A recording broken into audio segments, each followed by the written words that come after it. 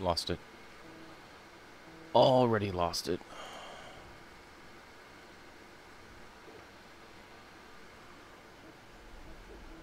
Well, there we go. Now we're getting somewhere. And it's... yeah, it should be good.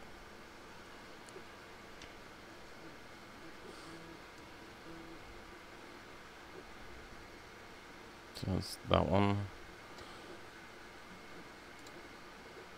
Do it this one.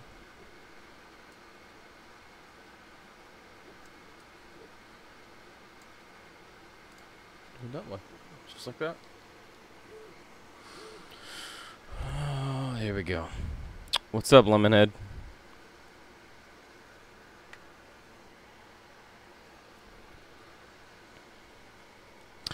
I had this idea in my head, a different way to put the coin holders, because, let's see, I can show you guys. Let's do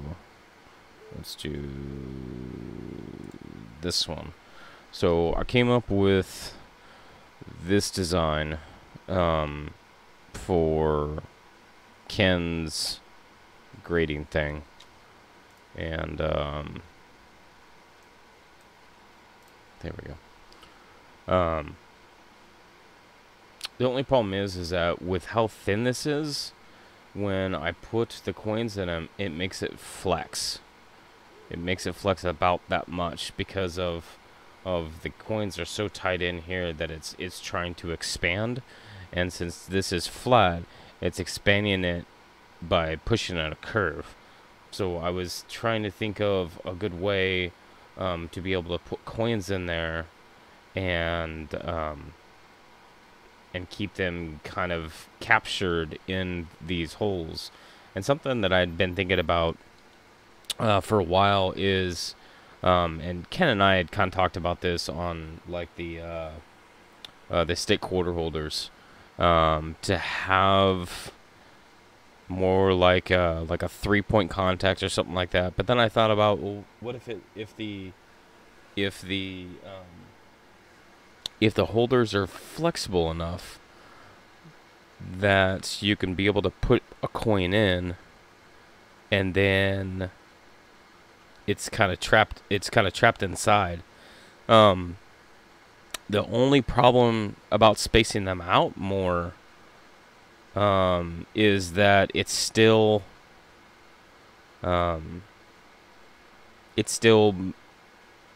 because of the tight tolerances, it's still gonna flex them, because it's still gonna be pushing out. Now I can make the holes a little bit bigger, but then it wouldn't, on coins that are a little bit more worn out, like especially when you get to like the 50s and the 40s, and earlier, the holes are going to be too big and they won't hold in there. So you could just turn it over and they would fall out. So I was trying to come up with a way to put like a concave, instead of the little spacer right here. Even though I put it really low so that is just barely holding in on the backside, to put an actual like concave space, and take out this bottom part, for like in the middle of the print, because then it wouldn't matter what the thickness is, and I wouldn't have to make anything like a lot thicker, because, and let's see, so I just printed a test one.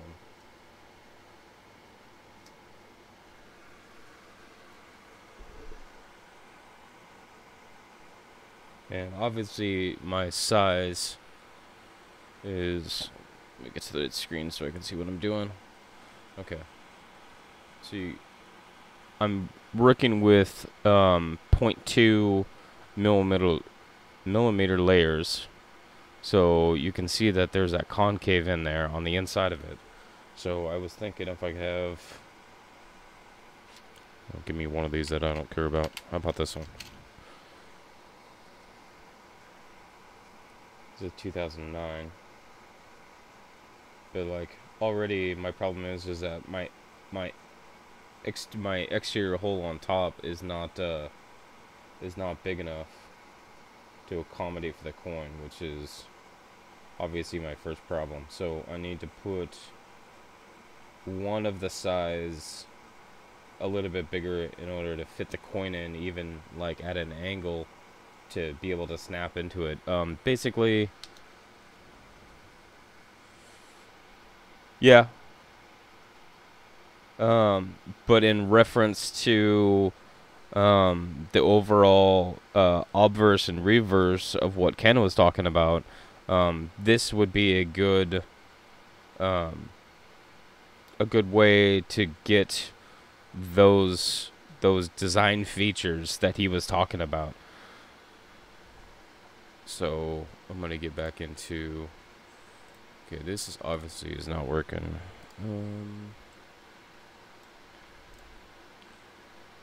So I can take this top hole needs to be bigger. I'll just take this one.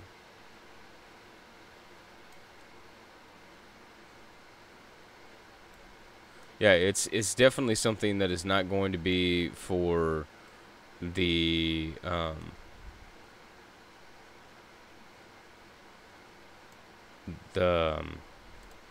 I am struggling with words today. The people that know how to grade, clearly. It's going to be for the people like me that like I suck at grading. I have no concept of it whatsoever. So, you know, this was something that that I wanted to try to put together to help me out in figuring. Oh, come on, get in there.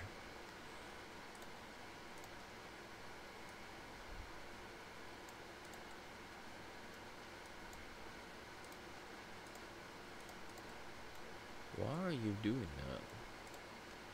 I got this edge of this thing that is just not working with me right now.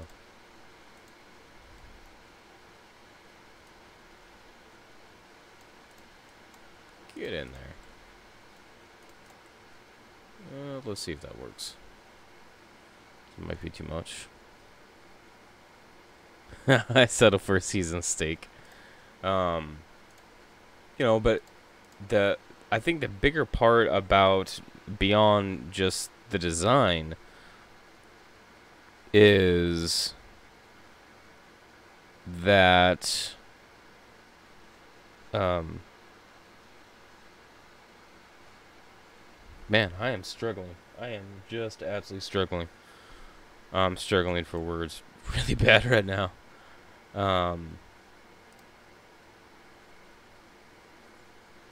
Beyond just a basic design for like a grading scale, it would go into some of the other designs for the quarter holders and like that kind of stuff that I can put more of a. Where's my example?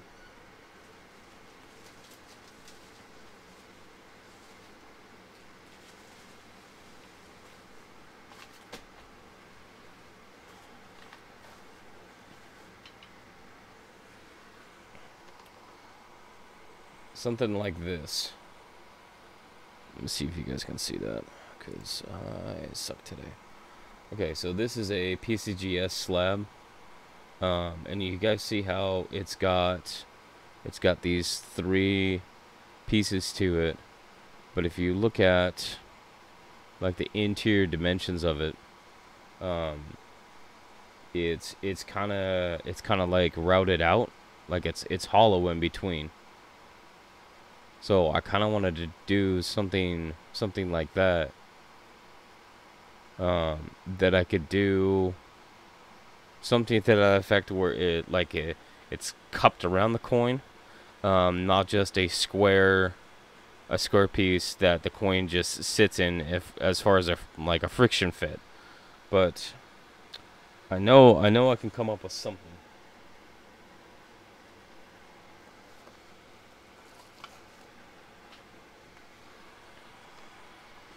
What's up, Rivendell? And Hoosier.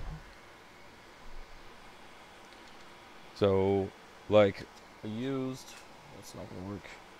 I used this example, and they fit in there. I dropped it low enough where it's flush with the surface, so that you could really easily take another coin and even like put it on top and be like, okay, is this what it is? Or you could put it down and have your guide and just kind of go back and forth, be like, okay, so this is it this, is it this, and be able to grade it out like that, and then just move this, so that you would have an easy reference. That's why I wanted to keep this pretty much as small as I could, to make it as, because otherwise the other thing that I was thinking about doing is making like a triangle and have this set up at just a little bit of an angle, but I don't know how that would really work. I can make this thicker, but then, like, what need would you have to have this like a block? Like, to me that doesn't make sense. Like, if I had it as thick as this eraser, like, why would I have something that is only, a few millimeters thick, like the coin edge, to be this thick? Like, there's a lot of material there. What program to use to create and edit your STL files? I actually use several. I use an online one called Tinkercad. I use Kira and Slicer to slice and print, and then I also use Blender. Blender and what's my other one? Inkscape. So I use several files to several different do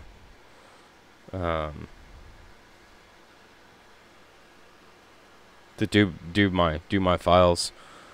What about individual coin holder squares that will fit in a labeled holder? The holder would be like a tight-fitting Connect 4 board. Individual coin holder squares that will fit in a labeled holder. Individual coin. Like, are you talking about like the good or the VG, those being individual squares?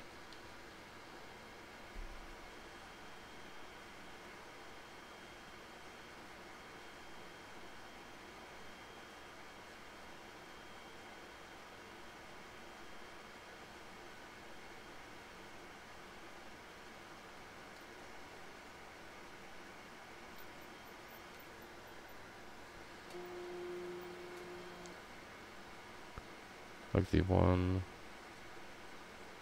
Oh.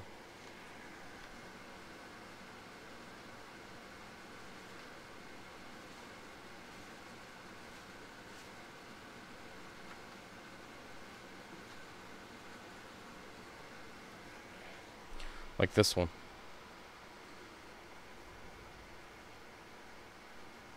And then put those on a board like this.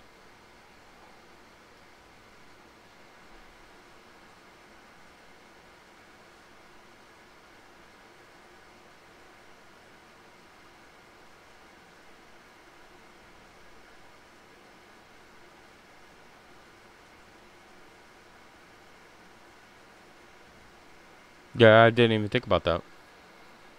I guess I was thinking about having an entire, an entire piece. I mean, I could build the individual parts to put it together, but I mean, I was thinking about, doing it one shot at a time. But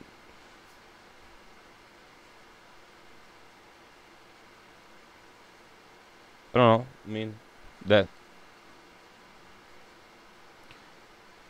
there's the biggest thing is that there's a bunch of different ways to do these things, and it's really just trial and error on what works out works out the best.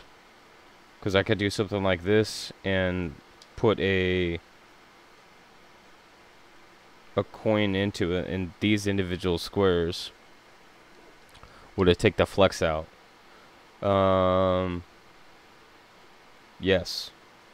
If I made the squares big enough to fit the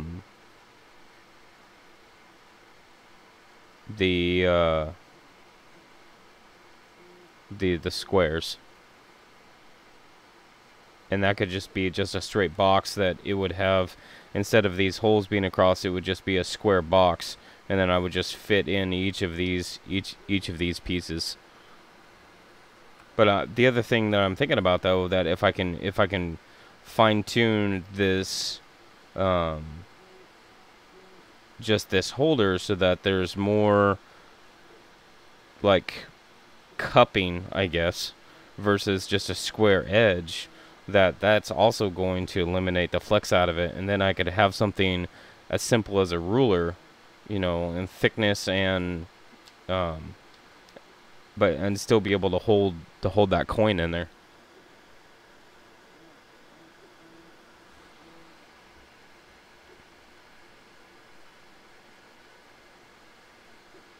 Right out the top and bottom, then slide them in from the side. Just slid them in like this way. Well, the other thing is that for the same setup, the friction fit is that I can just have a square, you know, and then put these in there, and they would friction fit together really well.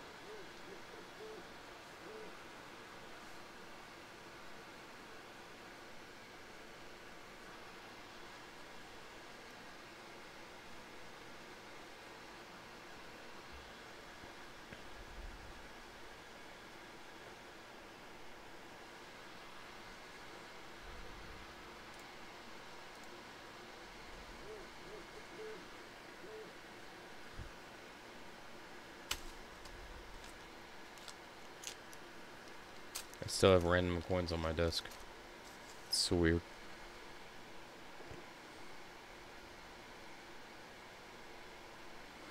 Make the frame bigger and you can fit all of the denominations.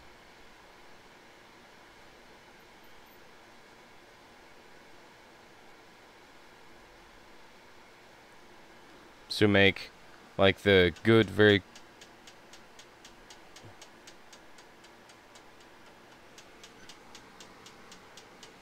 Hold on, I got something going on with my printer here.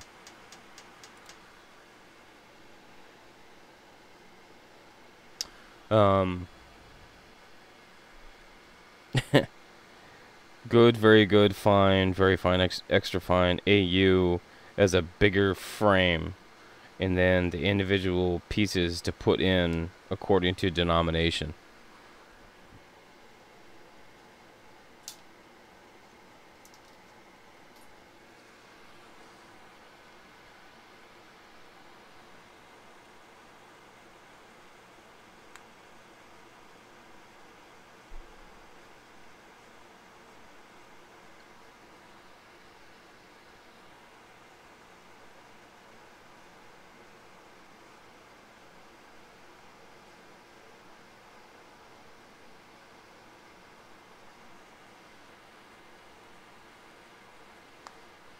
I'm just thinking about how I would do that. So I printed a new one, but the thing on the piece is like this side sticks up because that curve doesn't go all the way down flat. So I need like a curve on the inside but flat on the bottom. Yeah. I think I actually like your idea better. Because, like, even if you look at this, it's gonna have... I still can't see. I'm not ready. Like, I don't know if you can see that. Like, it's got a little bit of bow across here. It's going this way. Because this is such a small piece that there's not... a lot of flex in it, so it's bowing out.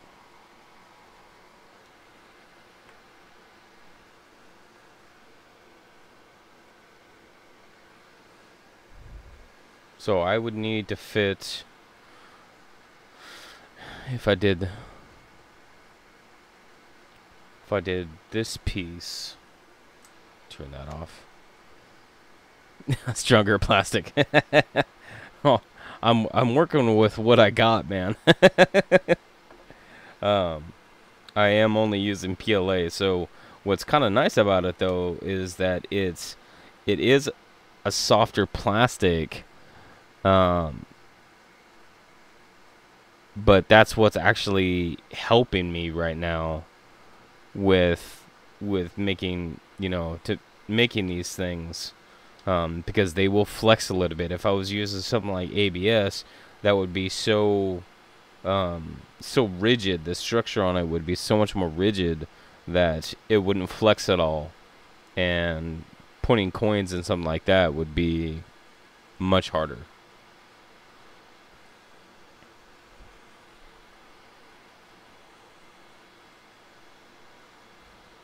So if I made an overall piece,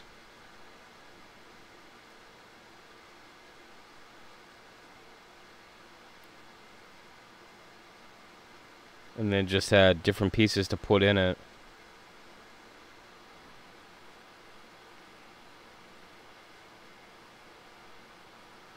or do I just need to make this bigger as far as wider?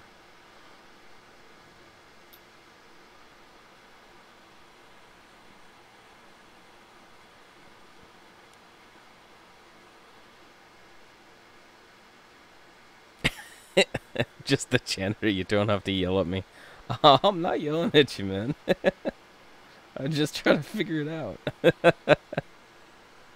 Oh, man.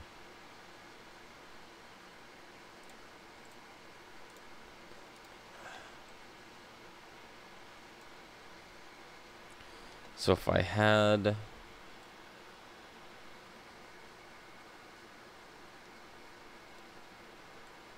So if I had the guide, because like one thing for me and you guys, lay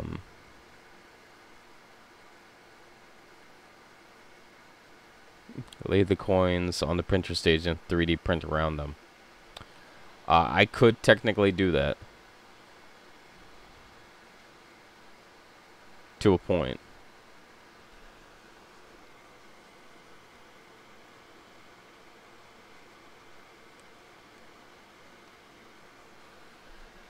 The only problem is that the nozzle would get in the way. But I could, like, if I really wanted to do it, and the other thing is that, if I was gonna do something like that, I would have to have the coins set out, print basically half of this, set the coins in at the point where it met the top, and then let it continue printing. Then if the print fails, you're digging coins out of PLA. Yep. Well, at least PLA is a softer material, so like you can bend it and you can flex it a lot easier than like something like ABS. But with this setup, which is what I was kind of going for, I wanted to keep, I guess, as little as distance as possible from the area and then your reference coin.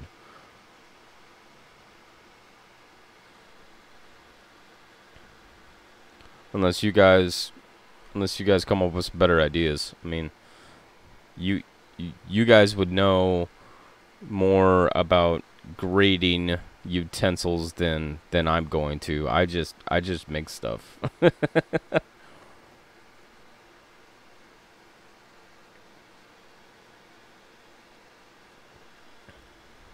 But if you guys had something like this, like what are some options that you would go with?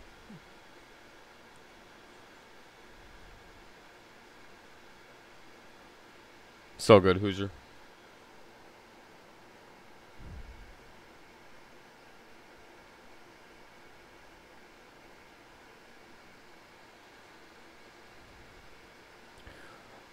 That's that is also an option, Rivendell. It's not what I had technically intended, but if it really comes down to that, then absolutely I could do that.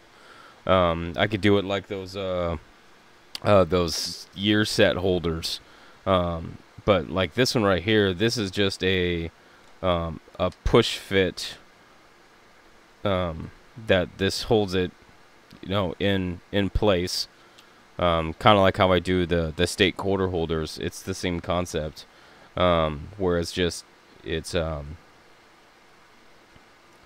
the tight tolerances and the tension, that keep the coin in. But if you have a coin that has like a worn down edge or something like that, then it's not gonna stay in here.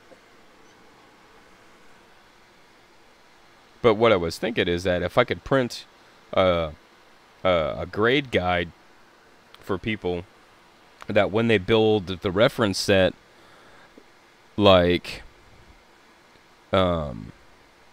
what Ken was talking about setting up the grades on top and building your reference set, then you could put it in something.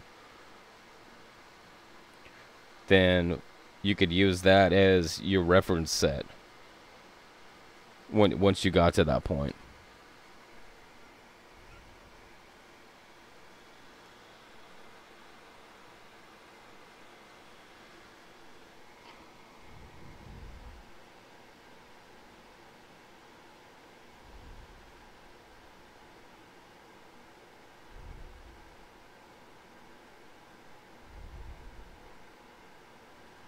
Yes, either of this is basically, all of this is not going to take into account the rim of the coin. But as far as grading coins based off of their reverse and obverse, like, you're going to be able to see a lot more of that in reference to like the front and back when you already know what the grade is. It's going to be much easier to use something like this as your reference compared to front and back without taking into account the rim.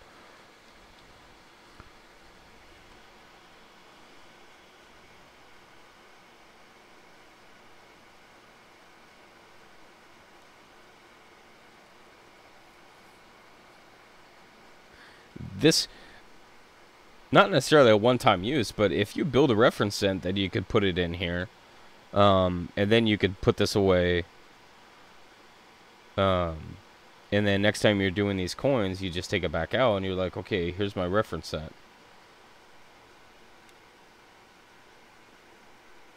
Going to help with rigidity if you printed a small bar into the backside and runs length the top to bottom.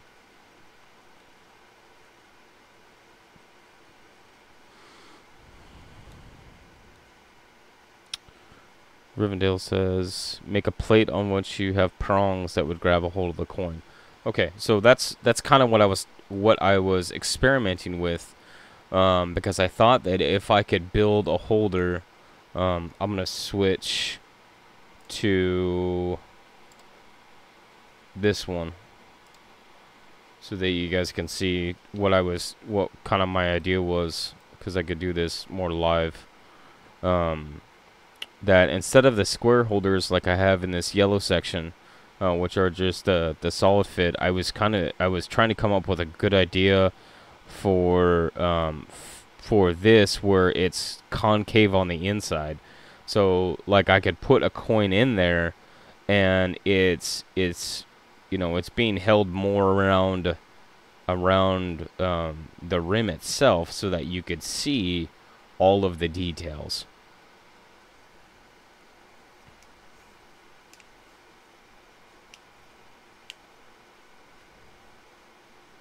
How long would the prongs last? Popping the coins in and out, and popping in the coins and taking them out as needed. Well, I mean, but again, this goes back to the idea that you would build a reference set, and then you would just keep it like that. You wouldn't keep taking them in and out. I guess that was my idea. But if you were gonna keep popping them in and out, then I would stick with just the tension fit that I have now.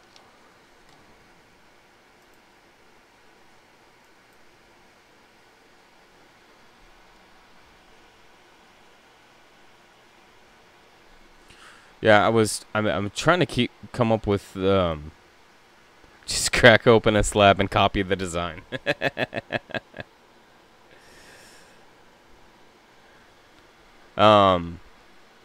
Because the way that theirs look like, that it's actually two parts, one that has a little piece right here, and then the bottom part that has a little piece right here. So it's actually being only held onto the basically the front and back edges of the rim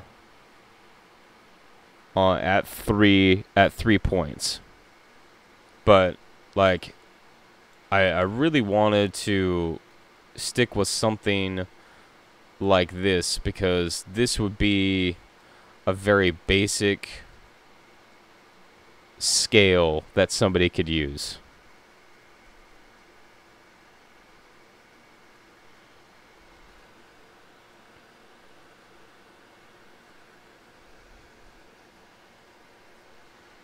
And I could do, you know, this same concept in each of the, you know, in each of the denominations. So if somebody were to, you know, they wanted a penny set or penny guide, then they could just get this and then build their own reference set.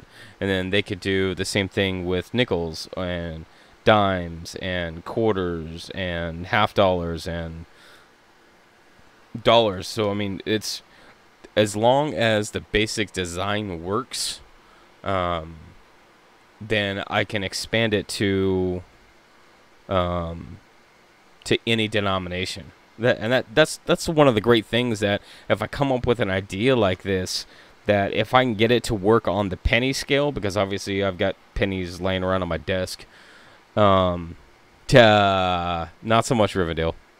Unless somebody wants to give me one of those $20 coins, which I'm more than happy to take off your hands, but probably not one of those. But I could take this same design and then it just expanded. So, but I always start off with something small. Like, all of my projects have always started with pennies, because one, they're easy to work with and they're readily available. But I would like, you know, something like this, because it's very, very basic for me. It's a very basic concept, and I feel like that it would be easy to use for a lot of people. I just have to fine tune the design. Hey, Cone Junkie.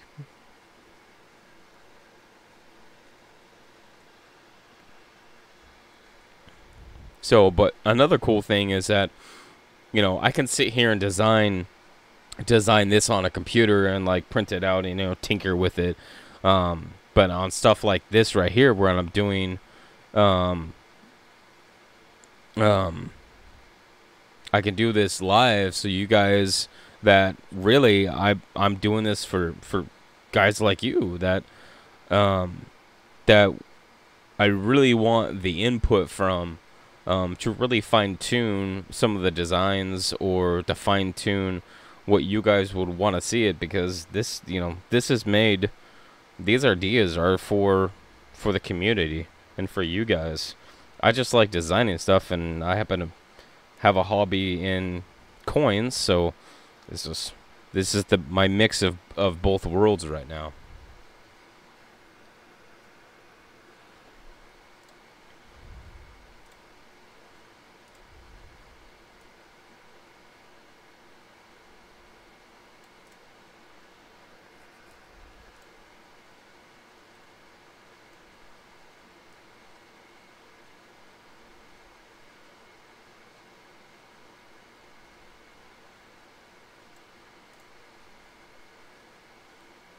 So, something like this, like the problem that I'm starting to get to is that I'm starting to kind of reach the limits on like my build plate on what it can do.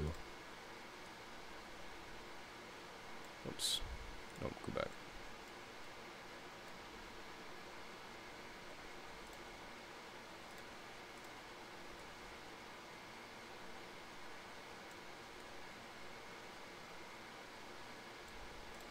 And the other thing really with these designs is that like they're cheap enough that, you know, just printing a set of these would take, you know, maybe a couple hours of my time.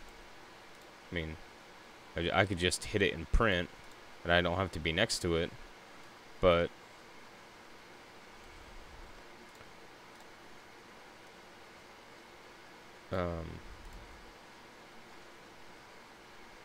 but think about the time that it's gonna save somebody. Oh, come on, just don't do that.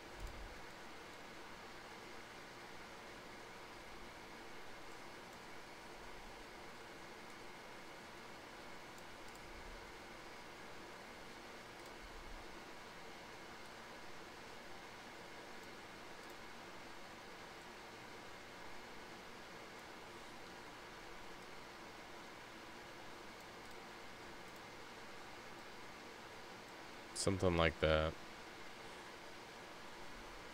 So that this stuff is more centered, like in the middle. Like obviously this one's sitting lower, and that one's bothering me.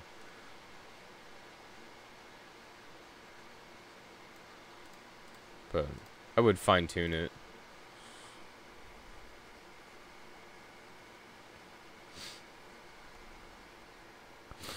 How much would you charge per print? I really just base it off how long that it takes. Like the electricity cost is minimal. And the plastic is, you know, the PLA is relatively cheap. You know, it's just the time that it takes. This particular design would probably be a couple of dollars. So I mean, it would be relatively cheap to print these out.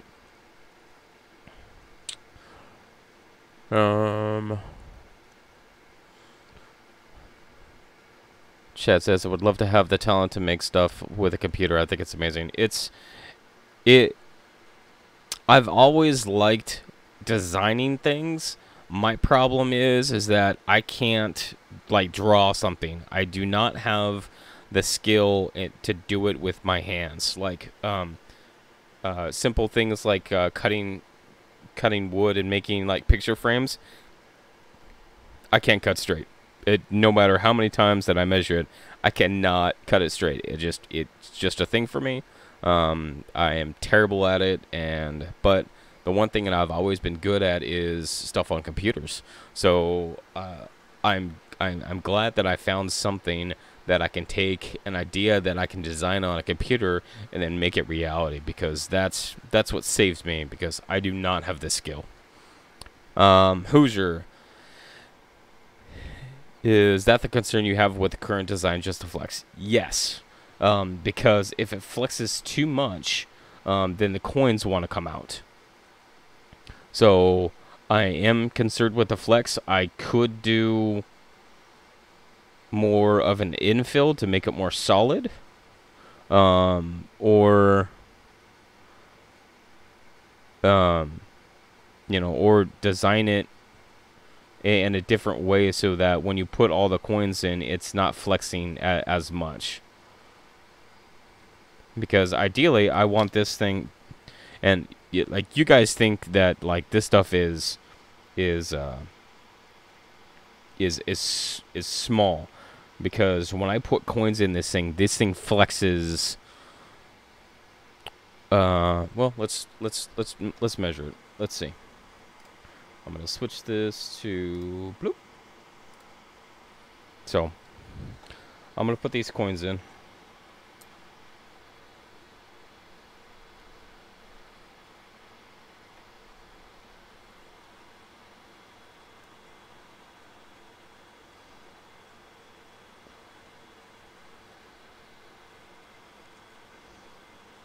and I'm going to measure the flex.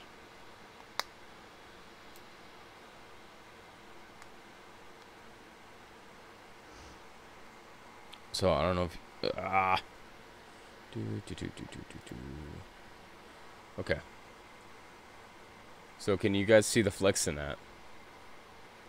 Probably not that much, and it probably wouldn't matter to most of you guys. But like that small flex, I can see it with my eyes, and it drives me bonkers. So I'm gonna measure the flex here real quick. Get out my handy dandy protractor. No, it's not a protractor. 0, 0, 0. Come on, 0 up. Okay. So measure my tabletop over here, and that'll be my 0.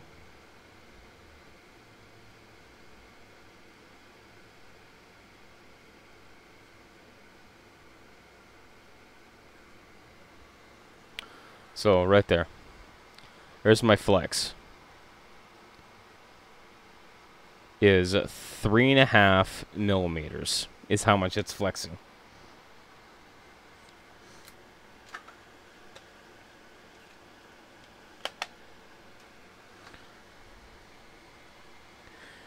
I think there's I think the forces are overlapping, and if you make this scale like 30% larger, this would stop.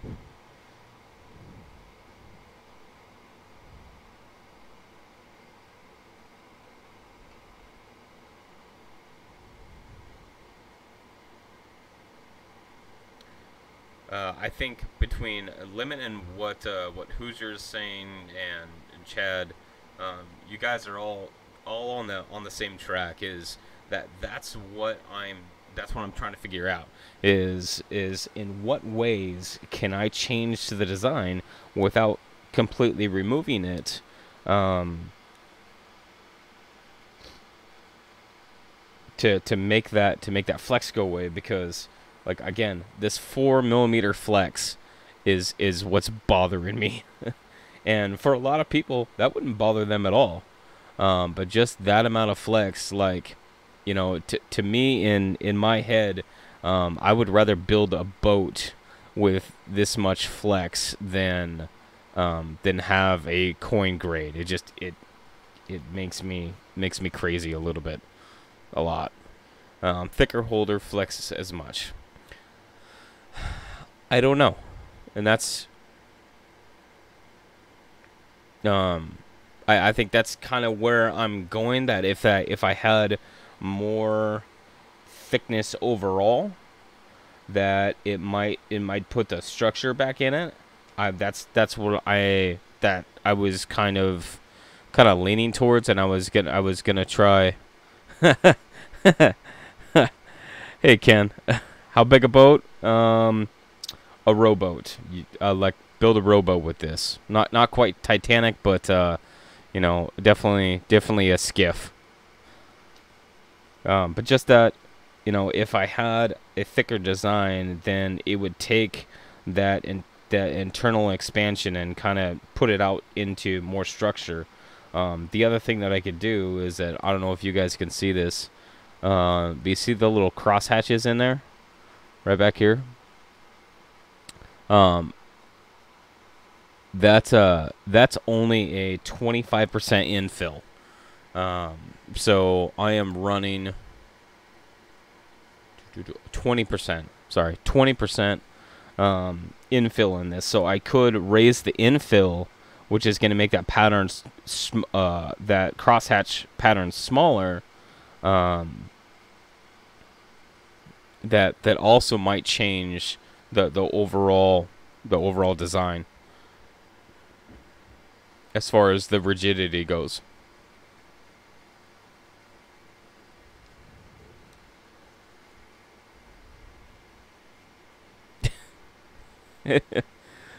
There's beer on the boat.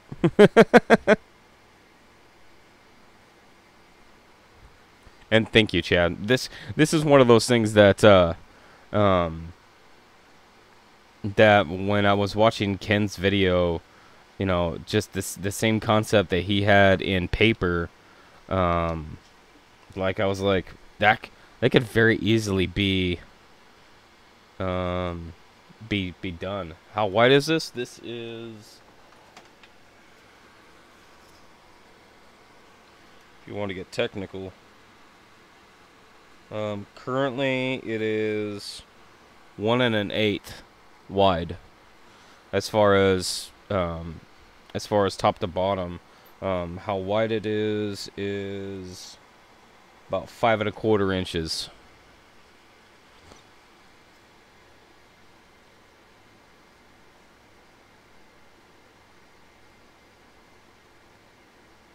I could get currency holders that this would fit into real easy, even if they are not in a straight line. Because the build plate that I have, I could space these holes out more, and that would make it wider. You know, up to, I don't know, probably 6 or 7 inches. But the one thing that I wanted to do is to be able to put these close enough so that you could take a coin, you know, and put it down in front, and you could actually just take your guide and then be like, okay, does it match those two?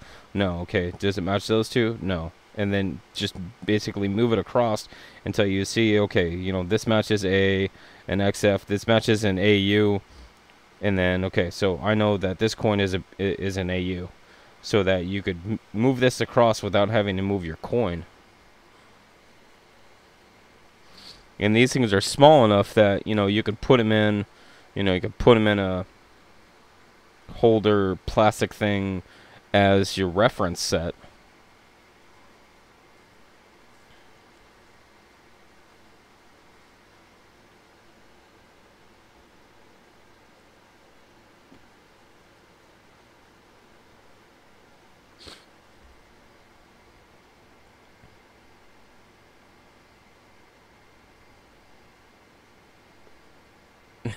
People use those things to blow bubbles.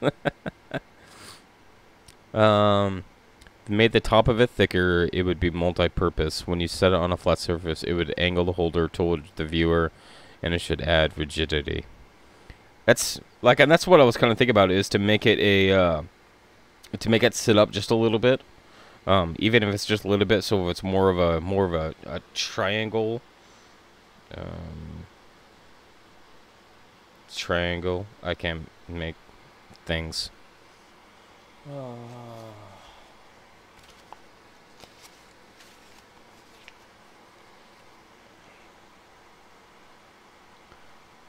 Triangle. Yeah.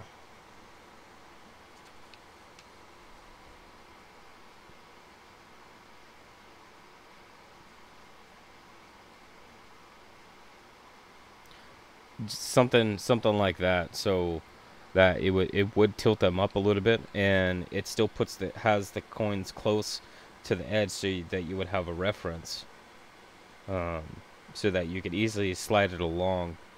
I wonder what.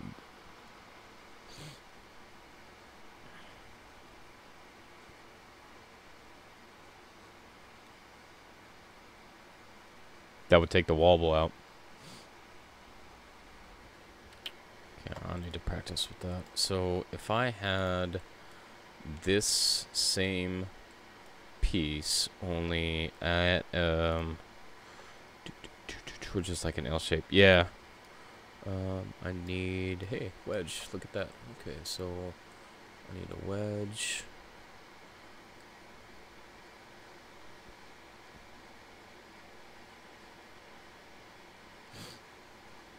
On the bottom of the holder.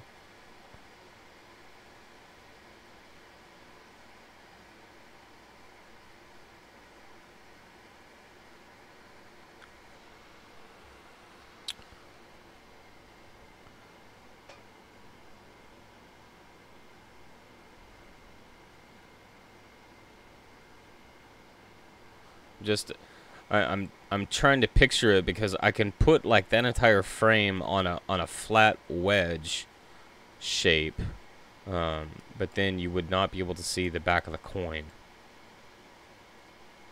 So would I have to make like triangle supports?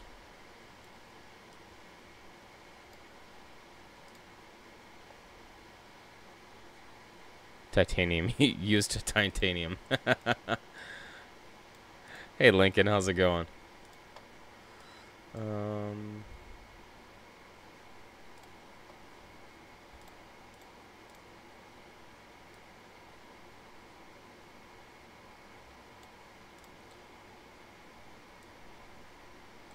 It's side panels. Okay. So if I did... Okay, I'm gonna switch back so you guys can see this. You guys can see what I'm doing here. There we go. Okay, so I don't need this to be such a high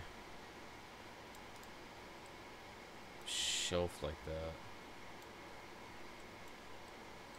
I would have to make it just as long though. So currently this is at 3250. So this would have to be 3250. I could just do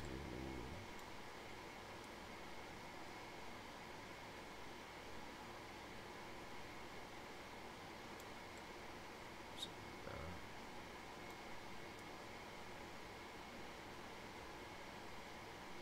What's my angle at?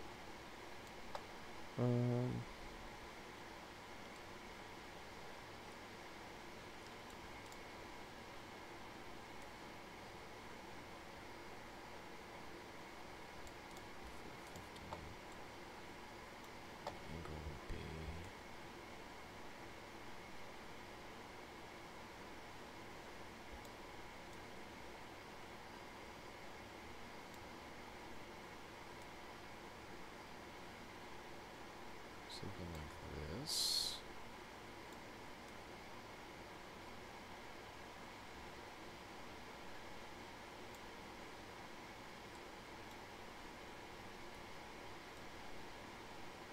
This needs to come up more.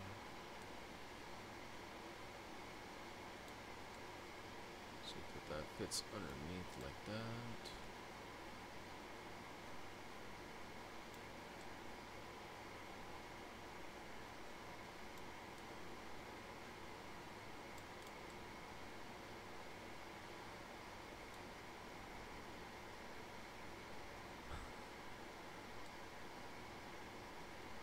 Something like this, I think, is what you guys are talking about.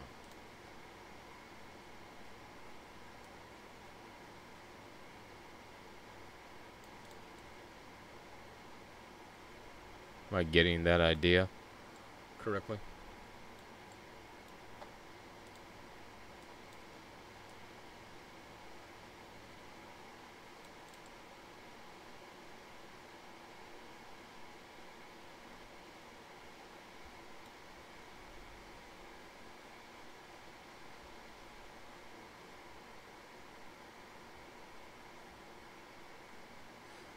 That solid ring at the back of the coin, can that be reduced to 3 prongs as an AJC? That's one of the ideas I was playing with, Ken. Is I was trying different different pieces to kind of cut those out. As far as individual ones, yeah, I can actually, let's so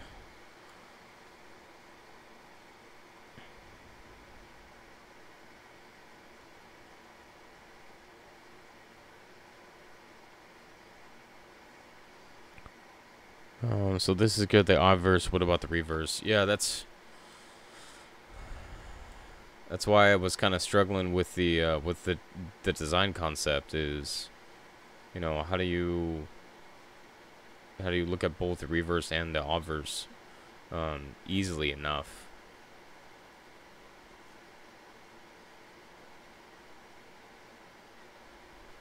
Because really, these triangles can be put on both sides, so that if you flipped it over, it would be the same thing for the opposite. But what Ken was talking about is these edges right here. Let's try, I'm gonna use this one right here.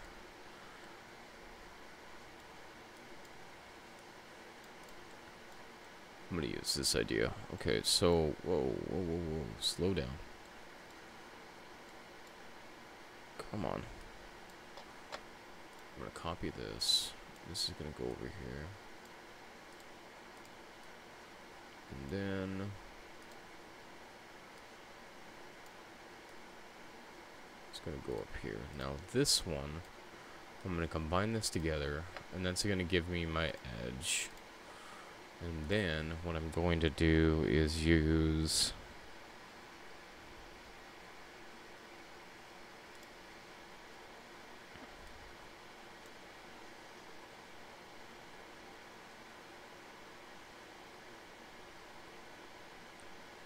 it's gonna be my better one.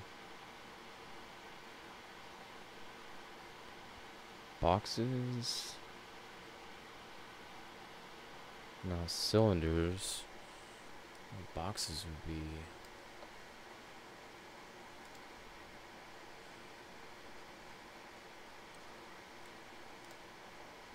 Because if I did a box, and I only need it to be as tall.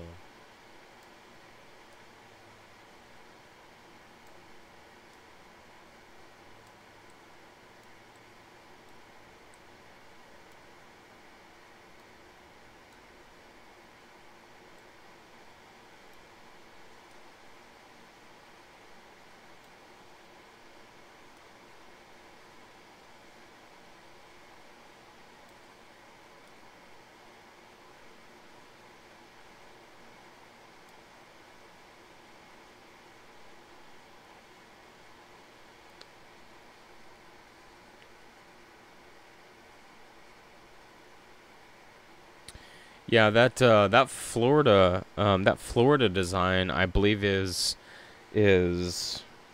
thicker than this one. So maybe I just need to increase okay,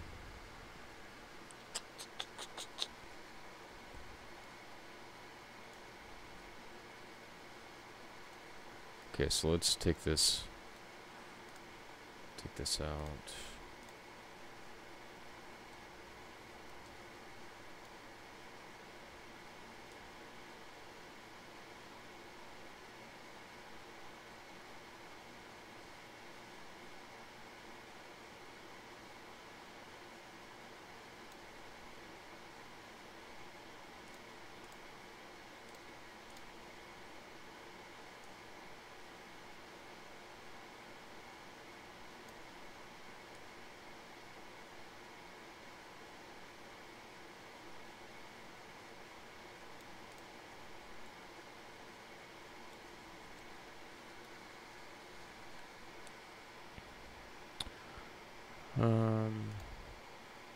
But it would have to be this design, equilateral, 3 even sides.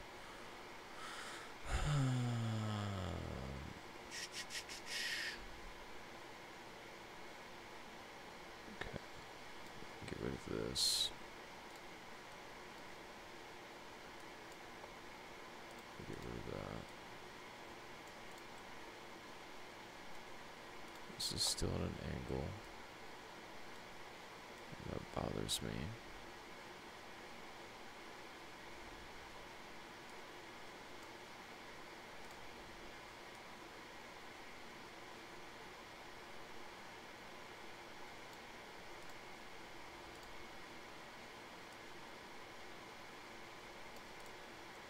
Okay, now we're flat. So if I went with an overall thickness change,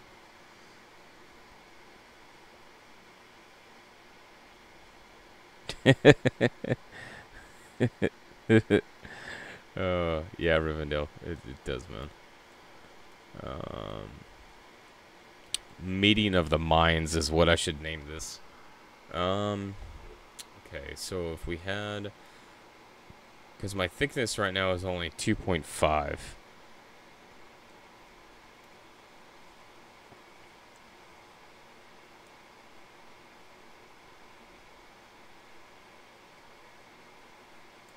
So if I went 3.5, that would give me a much thicker material.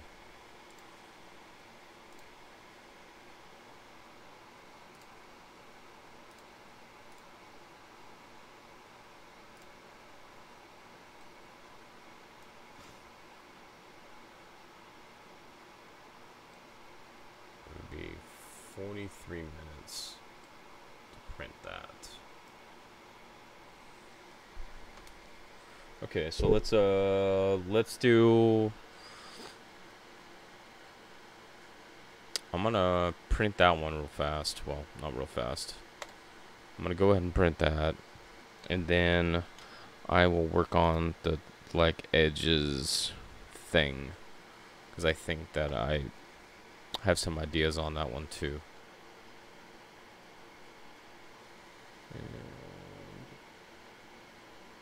Okay, that's heating up.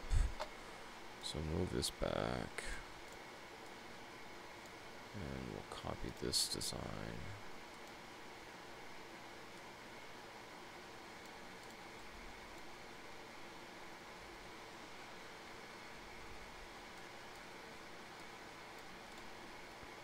I don't need that.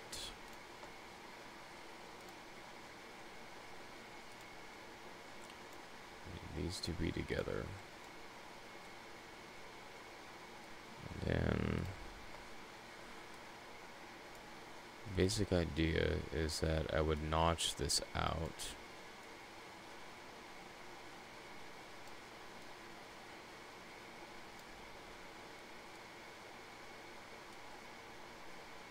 Notch this out using squares. Or actually, no. Here's what I need to do, is I need to copy this design. I need this part about it. And I need to put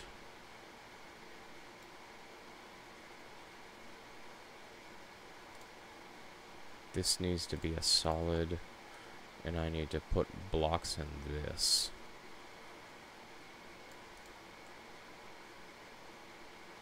Blocks in this.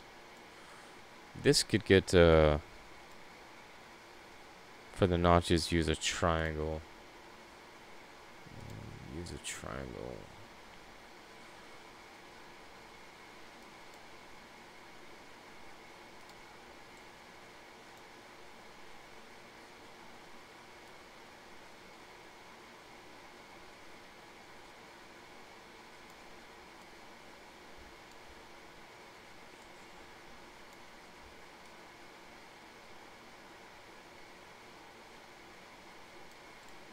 Triangle.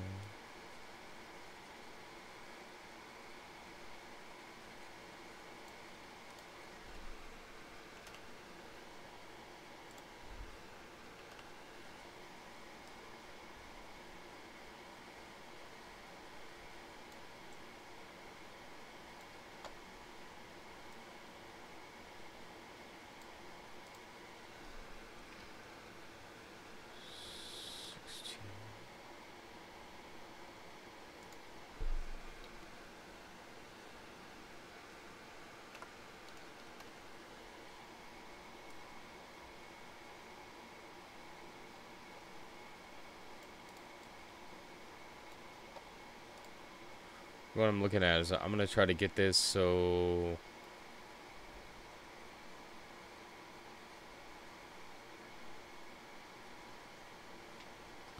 what happens when a person has a mint stake coin, they're going to get all confused. Well, if okay, I'll let Ken answer that one.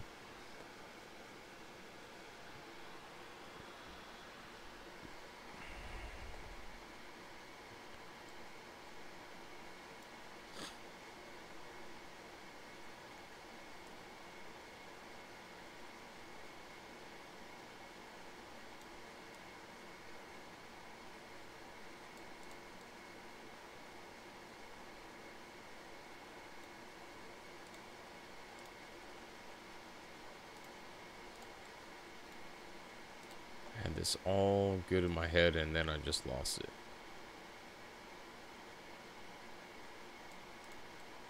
Does this need to be solid?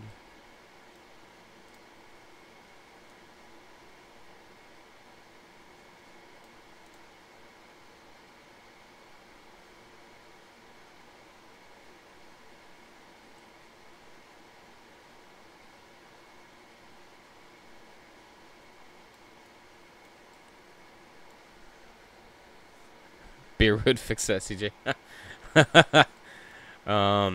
Because so this yellow part is going to be the hole, and this bottom section is the hole that goes through the base of the coin. But what I wanted to do is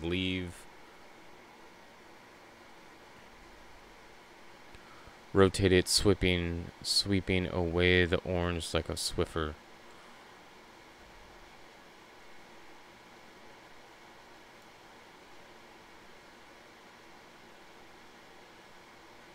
I'm not sure what you mean.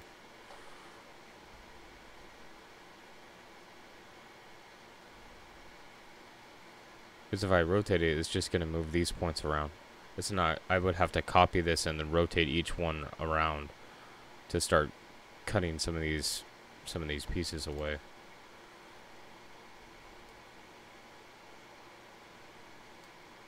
On this one.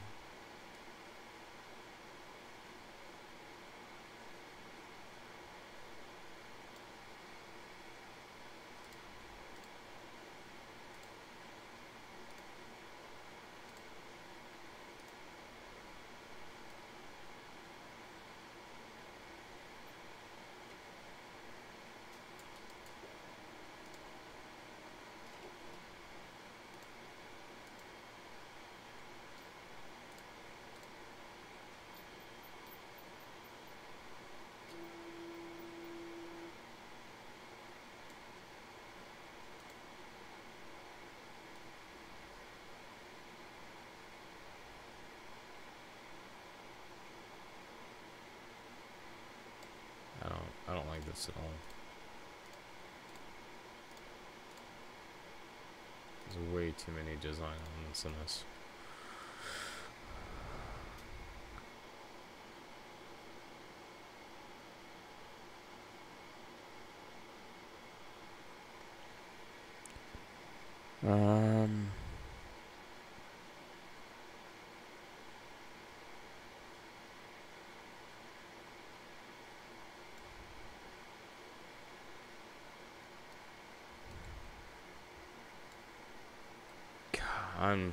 I'm stuck on this.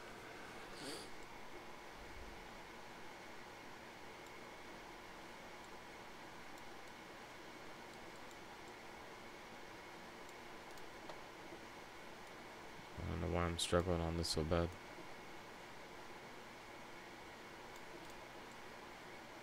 Because this is the hole that I need to go through the bottom. So that one's got to be there. Oh, that's one piece. Okay. Make it orange again.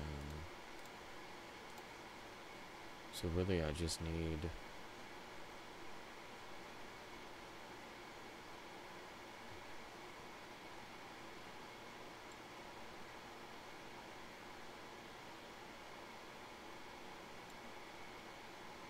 I need pieces to come down on this bottom section.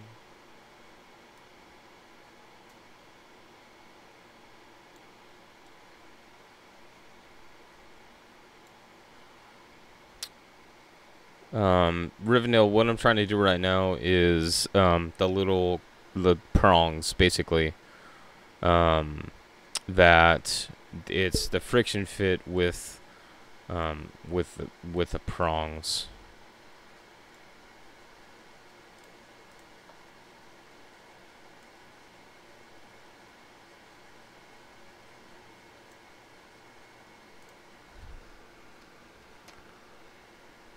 My mind just like totally gave up.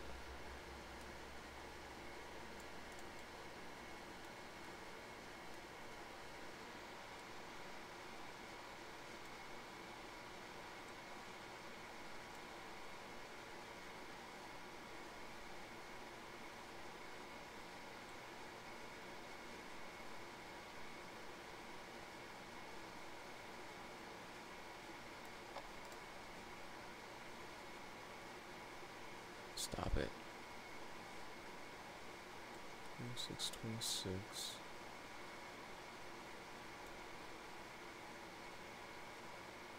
Delete all the green. Yeah, so what it would have to... Oh my gosh.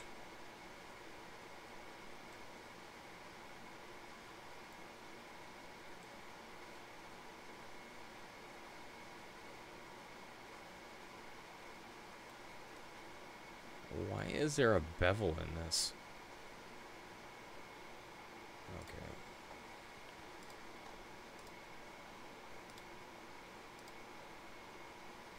Clearly something got jacked up. Let's try...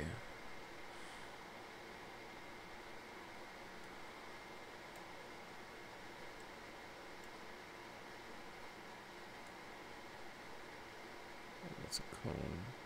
Yeah, I guess I could try this.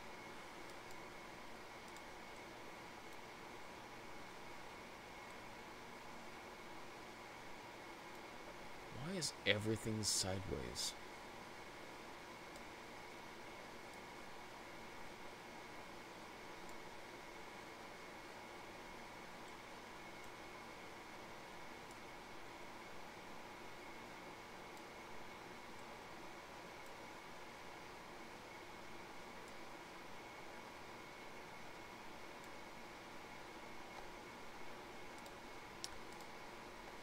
This is starting to get to me. I don't understand why none of this stuff is working correctly.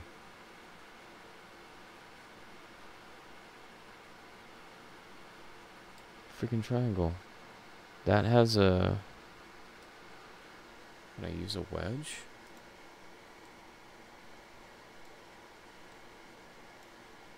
Turn the wedge sideways.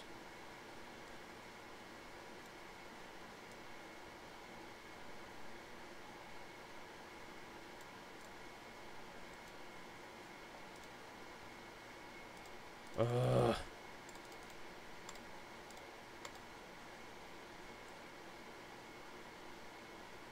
I don't know how this has like an angle on it. I don't understand why that even has an angle on it.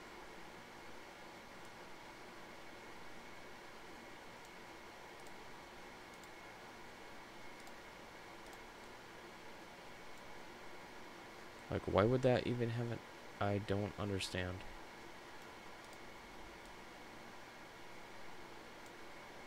Stop it.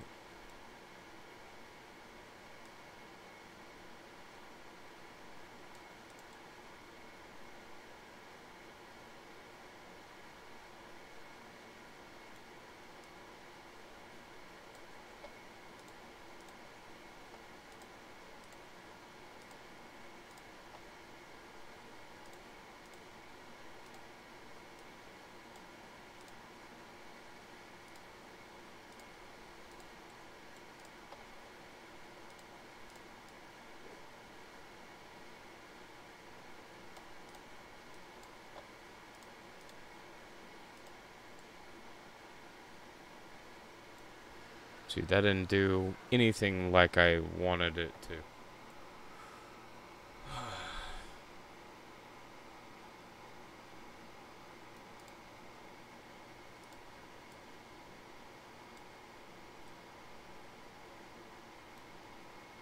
It needs to be like the opposite way. Like the hole that I needed to do needs to be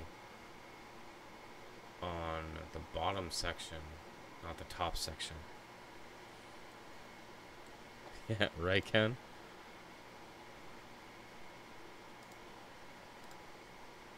Some Control-Alt-Delete going on. Okay, so if I take this part, I know this is a hole, and I need to take this part out of it.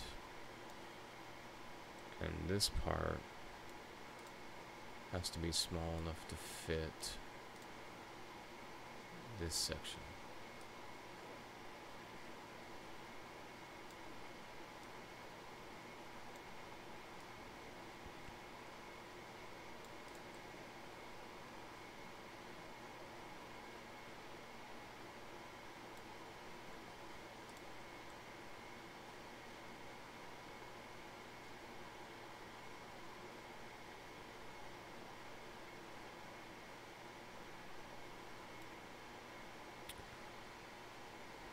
Cut out 3 matching arcs. Scale off the center circle. Add a start.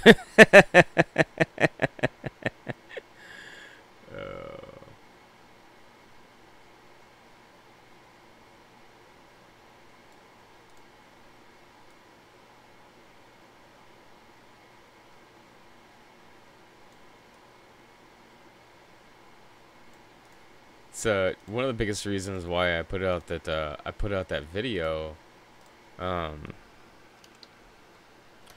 about like all the stuff that I deal with behind the scenes.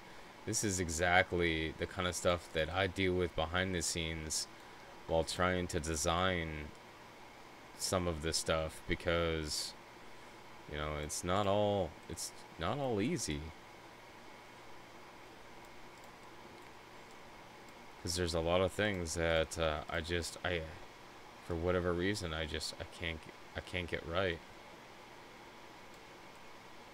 Let's see what that looks like. Yeah, I just about nailed that.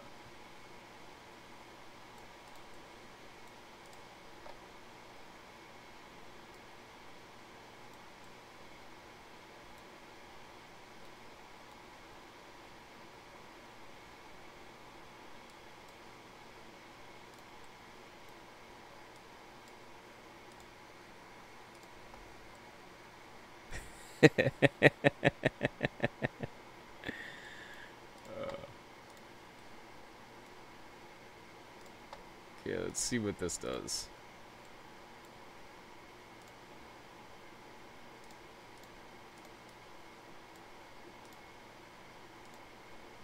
I have no idea what this is gonna do, but we'll see.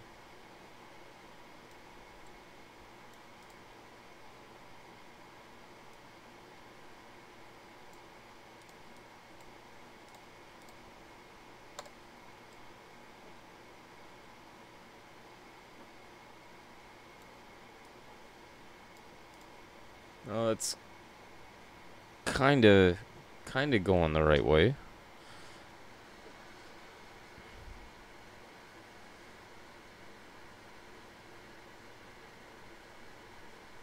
I think what I gotta do is I just gotta go. Yeah, only in reverse. Yeah, if only it was it's that easy to do, Lemon. If only.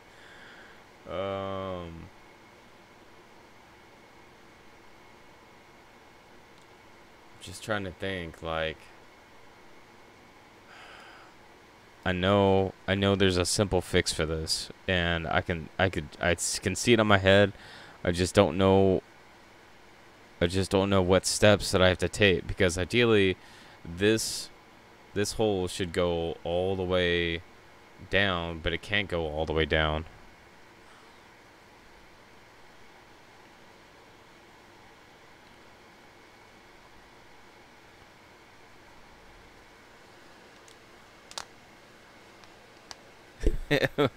Do those come with beer? No.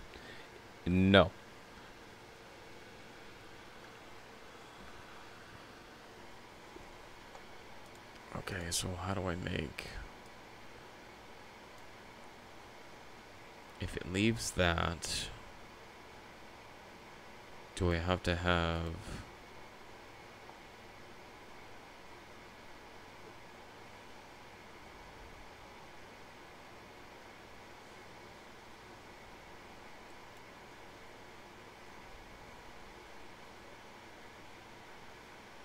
Not even beer coupons? You guys are something else. Okay,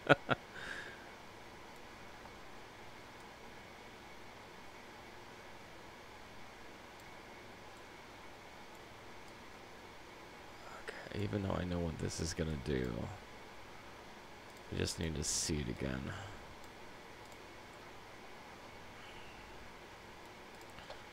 Okay, that's not... This has got to get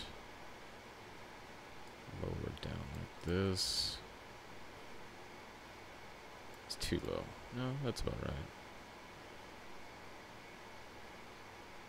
And I need...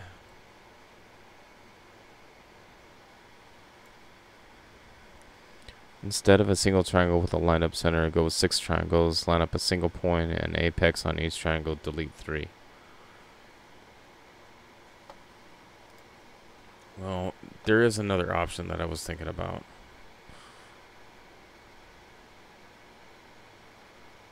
And that would be this polygon is actually what I was thinking about. My stuff you use once, then lose, and beer come out of the same budget. Because I really like one of these, and I could take this and basically just use this as a prong and then turn it around as part of the design. So let me experiment with this right quick.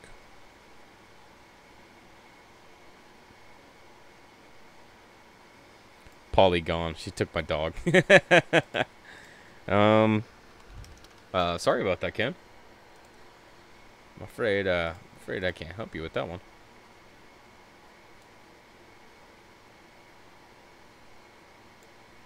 Okay, so what I want to do.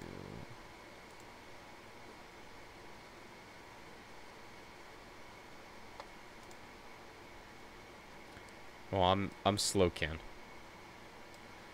I'm a tech guy, not a coin guy.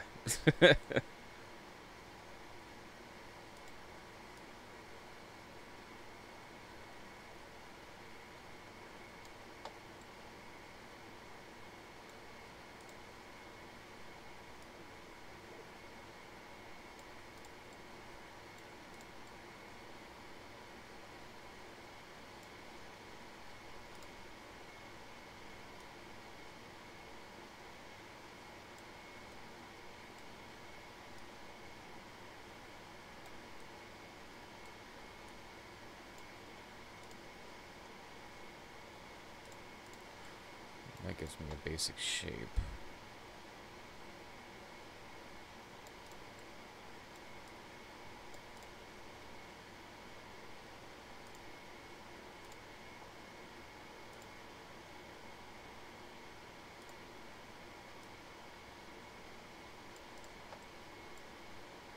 So I need this basic shape to be around this point.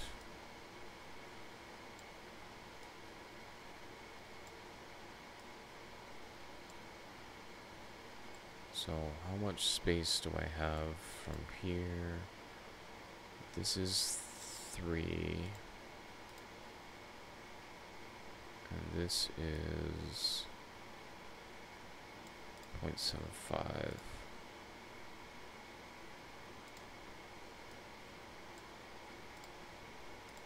So I need this to be 0.75.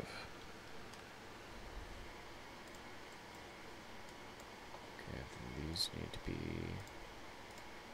hold. No, actually, I need, yeah, so I need this copied around.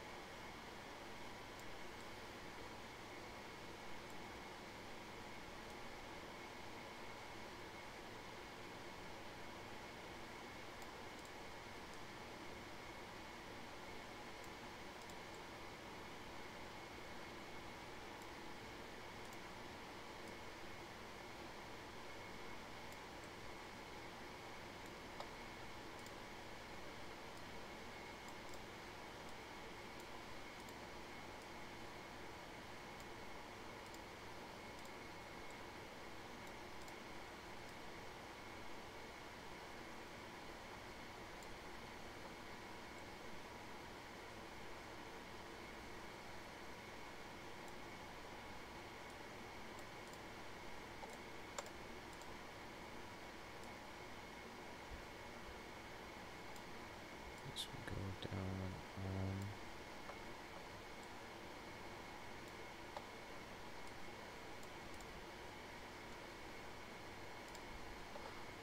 the, I don't have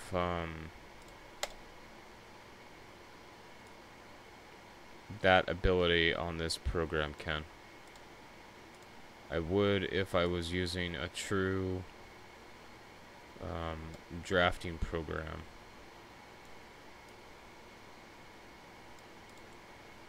So, but I'm just using a basic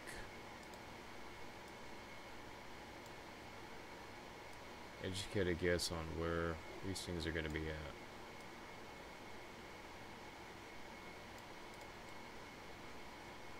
Something like that. Or up a little bit.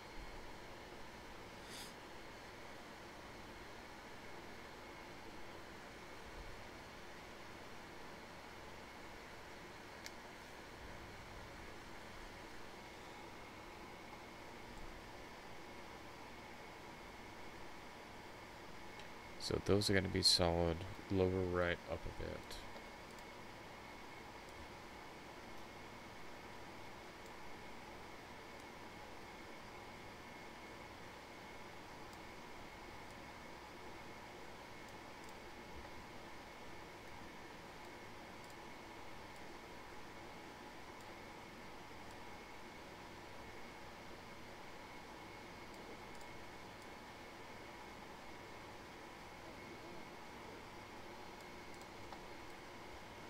Something like that.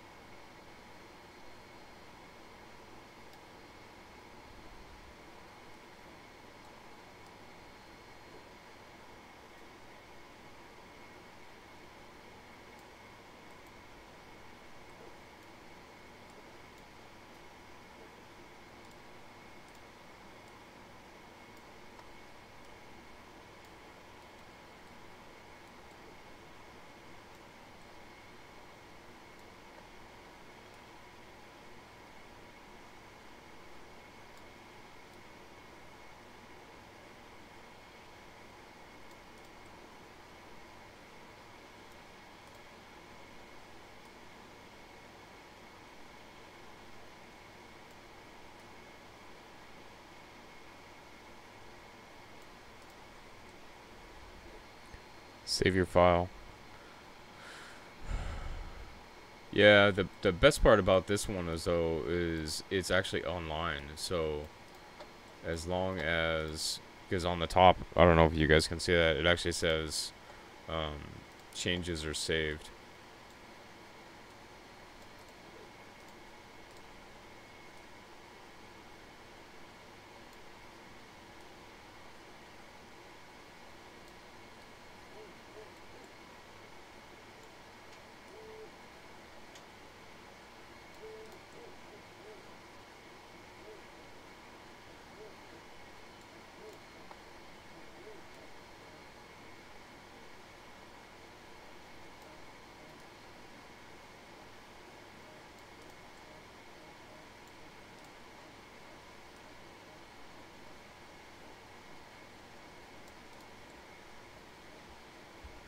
Need to invent coin bingo.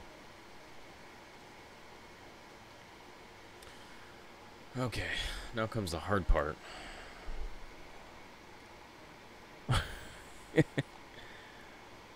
Is how do I get this design into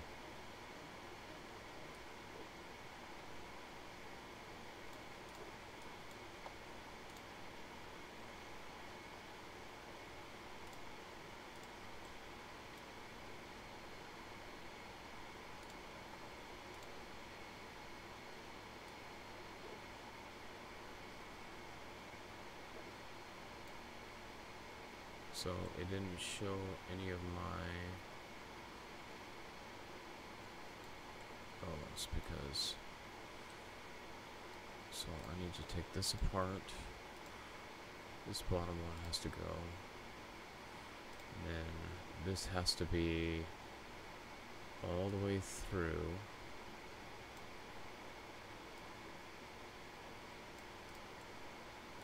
Then I need to have this as a whole.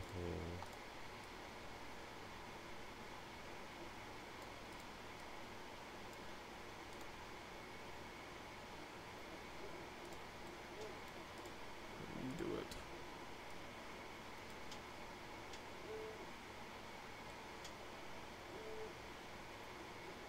It's going through, so I don't understand why.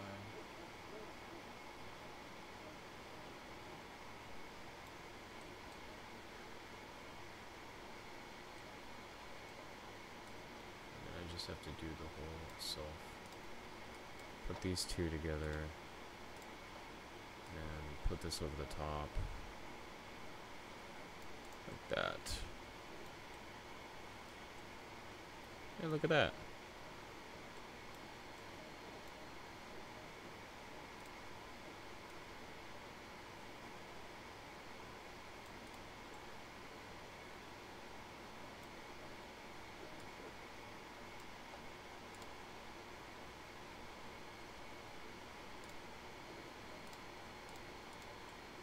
There we go. What about that?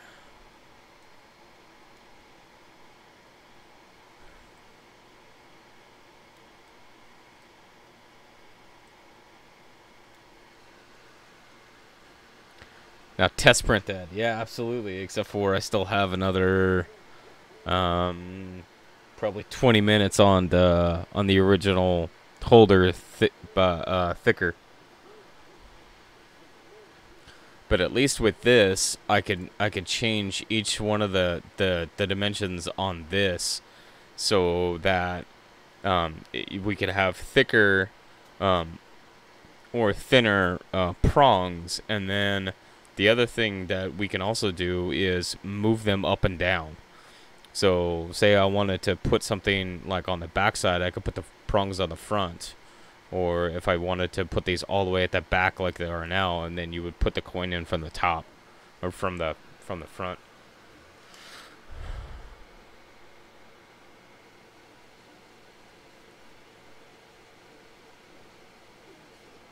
Center them.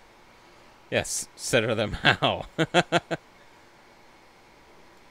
don't have a reference to center. Center like the depths of them, or I guess I could center them around a square and use that to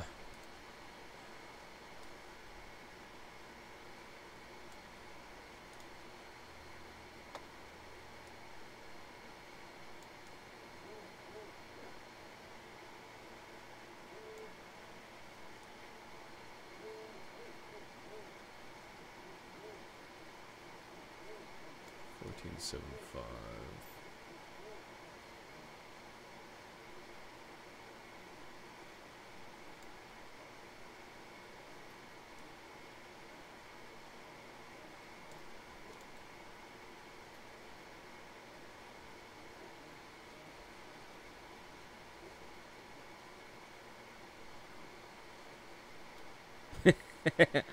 Looks like it would hold a beer perfectly.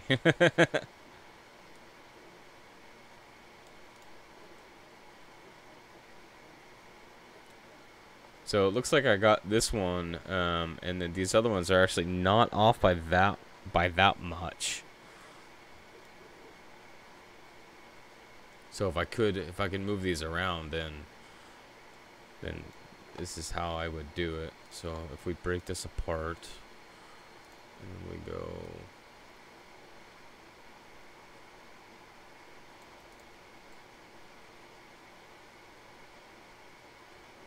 So that's going to center on that. And then this one.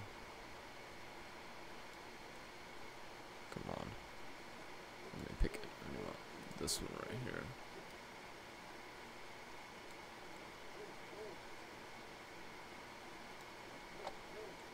Now we're getting it.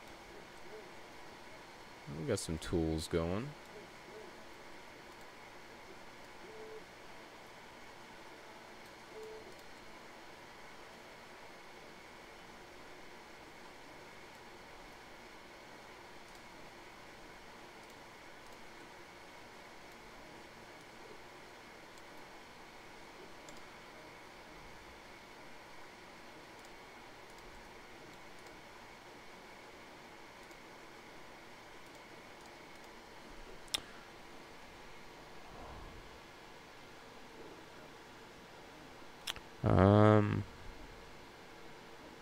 Okay, Hoosier. Have a good time, man. I'll see you in a little bit. Do the prawns at top, bottom left to right, and then rotate the outer square 45 degrees. Yeah. I just did the same thing, only with a square as my reference, so, I mean...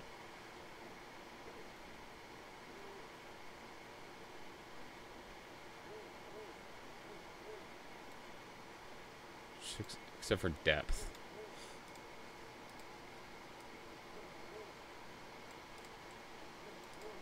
There we go. That looks better. Okay, can I pick a color other than red, please?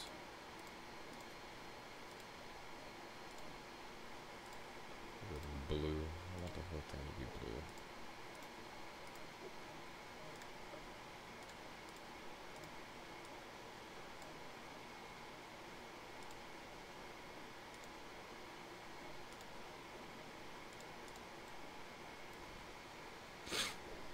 What do you guys think? Think that'll work out?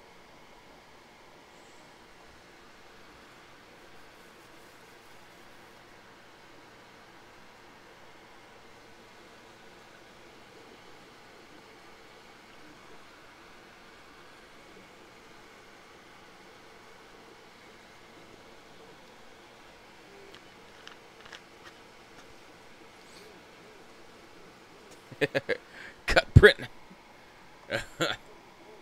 So the only thing that I would experiment with is the depth of this holder, which is 2.5 millimeters, and the depth of these prongs.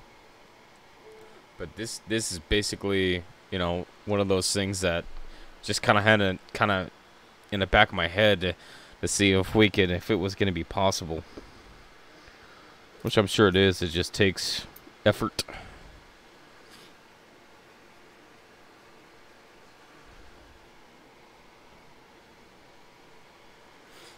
Just takes some effort sometimes.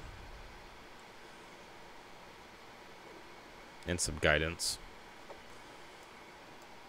And some smart people. Because reasons.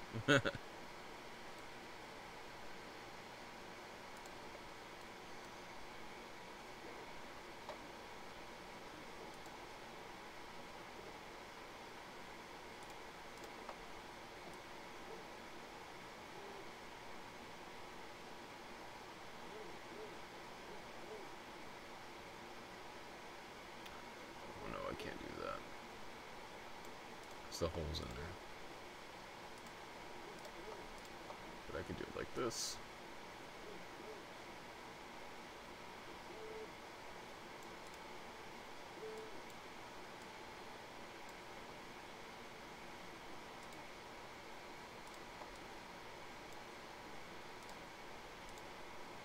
That's gonna make the hole, except for that one piece. Do this. There we go. Now I'm getting smart. Bloop. Just like that. The way I didn't change any dimensions except for this square is a true square, 26 by 26.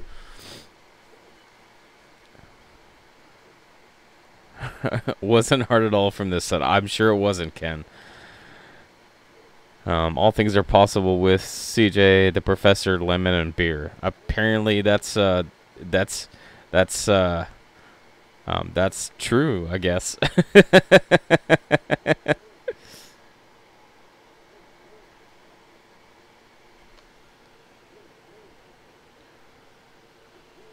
I found I gotta show you guys this. So bloop. So I end up getting a box of pennies from the bank, and my son wanted to go through them. I'm like, okay, so you can go through them. And so we go through, and in a second roll, Well, I gotta find it.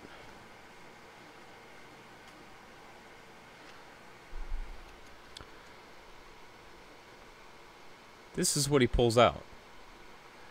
In his second roll, coin roll hunting. Focus. He pulls... Yeah. A 1901 Indian head out of his second roll. So I labeled it Colby's first Indian head, 9/14/2008. So then, my kid. Of course it's going to be my kid. Because halfway through the box, he pulls a 1908 Indian head. And I'm like, okay, this is getting dumb. So, of course, I freak out because I'm like, oh my gosh, like, does it have the S on it? Because I'm like, if you found a 1908 S in a roll, I'm gonna cry. But it's not. It's just a plain. So Colby got his first and second Indian head in his first box of coins. And I was like, okay, I'm mad now. I'm lucky to find one in a box in, 50 boxes. And of course, it doesn't stop there. So Colby also finds a 1994 cracked skull. There's a die crack right on top. And then he finds a 1963 Wexler's RPM number 9. And all these are labeled for him, so these are his coins. He finds a... this one that I want to show on camera, and this one which I want to show on camera. So there's this 1972, and there's a die crack across pretty much the entire reverse, which I'm not sure if you can really see that. Probably not. Let me see if this is... Okay. But basically, it goes from the T, from the rim through the T, up through the center, and all the way across the top. So I think it comes out the A. So it's like this entire section, that there's a giant die crack that goes all the way through. It is the craziest thing. Let me get up on camera, because this doesn't even do it justice right now. That I was like, there's no way that you found a coin like that. Like, there's no way. So let me get it up on camera here. Put down that.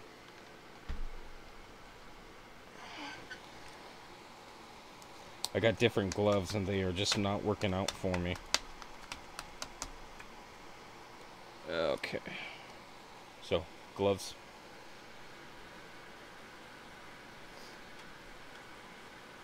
Thanks for coming in, Rivendell.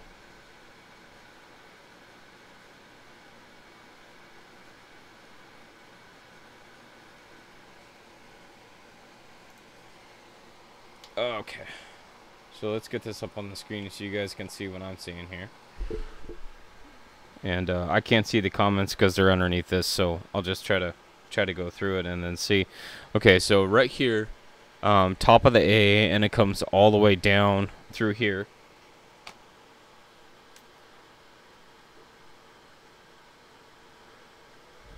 Comes all the way down. It goes right into the cornice area right here.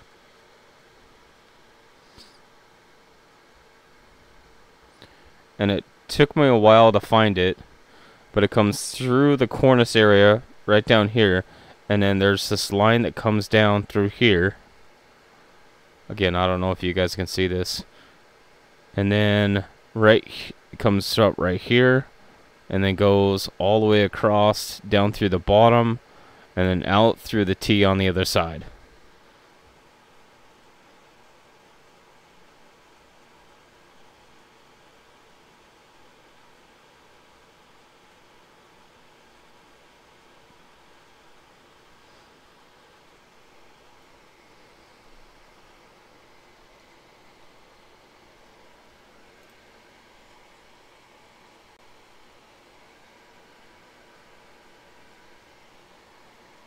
So what do you guys think about that one? So it may break when it's in the building, but it definitely looks like that the crack goes all the way across. And then I got another one.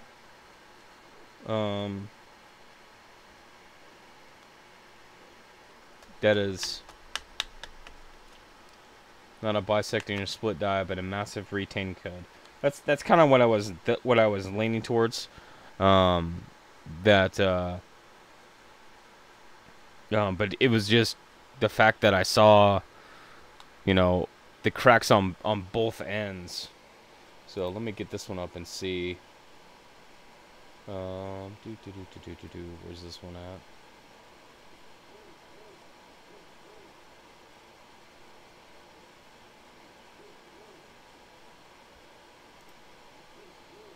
Okay, so this next one is on a 1988, and it is just a really big crack. But to get up on the screen, there we go. So it starts off on the rim right here, down next to the S, all the way down. Goes across the cornice of the building and into, what is it, Bay 5? And that's where I lose it. But the cool thing about this one is that, like, this one has so many, like, dye polishing marks.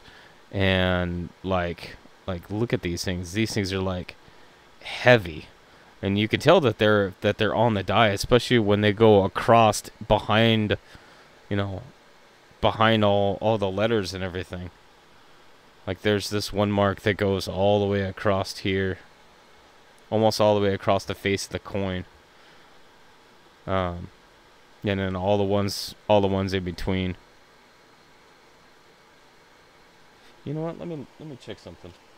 'Cause I think I remember seeing something before. Is it this one? I don't know if it was this one or not.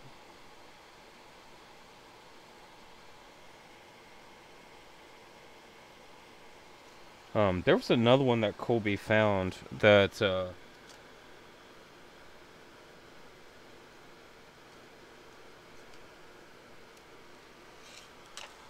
I think I put it somewhere else. But, oops. Don't throw coins on the floor, by the way. So this one was really interesting. This is the cracked skull.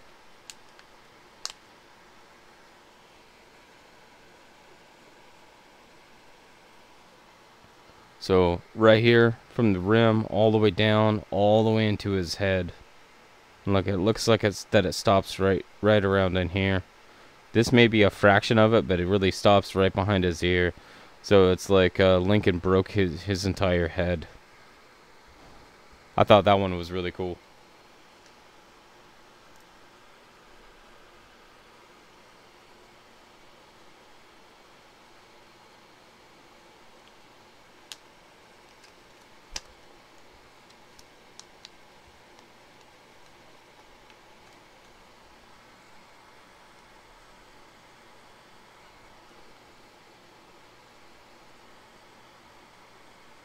Late die stage. They were trying to get all they could out of the die. Budget year, probably. Each die costs about $1,000 for materials, labor, equipment. Check cuts on coins about the spike. About that spiked head.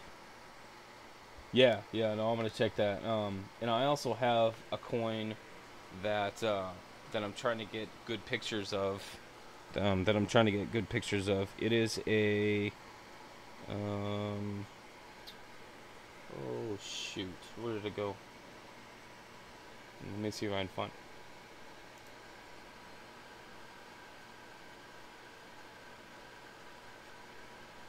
What was it?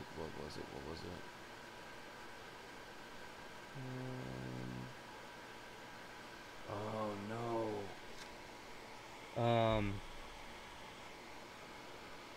What was it? It was a. Oh god. Did I lose it? Oh no. I don't know.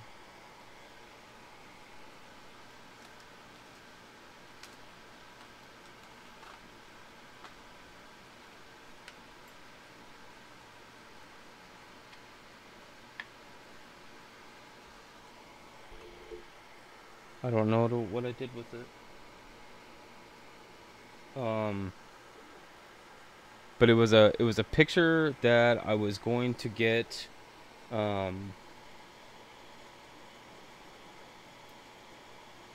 was like on a date or something, and I checked cuds on coins, and I found like the one that went in between the ones that were posted. So I tried to get pictures of to send in, and I cannot for the life of me find which one it was. I have no idea where it went. Oh man, this is gonna drive me nuts. I had it like in a thing too, so that I specifically so that I wouldn't. Oh, I found it. Oh, I found it. I found it. I found it. I found it. I put it in a holder. I put it in a holder because I'm smart. And okay, so this one, let me get this up. This is one that is in between. Now, so this is like a BIE thing, but it's a 1995 Denver. So this is the one that is in between the initial break, like the die chip, and one that covers like the entire gap. So this coin is like the B stage of the ones that were posted on Cuts on Coins. So I did email him, and I just need to get better pictures. So that's what I was gonna try to do today, to try to get better pictures of this to send him, because apparently I suck at taking pictures.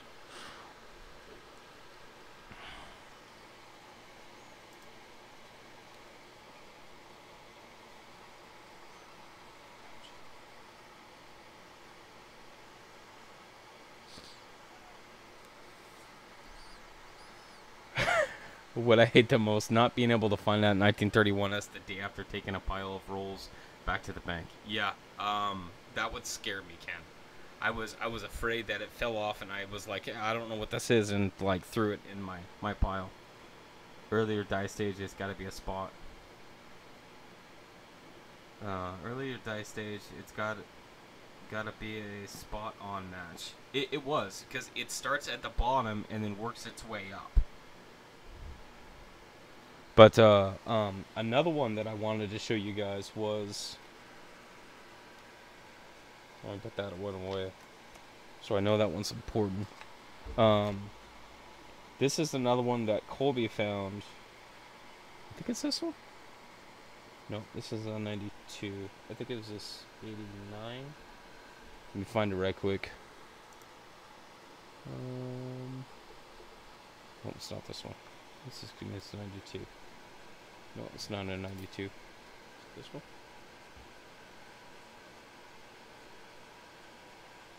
Yeah. Alright, so check this out. Here's my screen. Blah, blah, blah. And then, so what I found interesting about this coin is you notice all of the scratches from polishing, but the thing that I noticed the most is specifically where they're at. They're in bay 3 and 4, and whatever this one is, these two, because you notice how these shelves are missing. Well, when you have a die clash, that's where the design transfers down. So this would be his chin, right in here, and then this would be the back of his head. So I think this is actually one of the first few thousand or whatever strikes after they had after they polished out a die clash, because all these shelves where the clash would have come down are missing, and they've been polished out. And this is a 1992.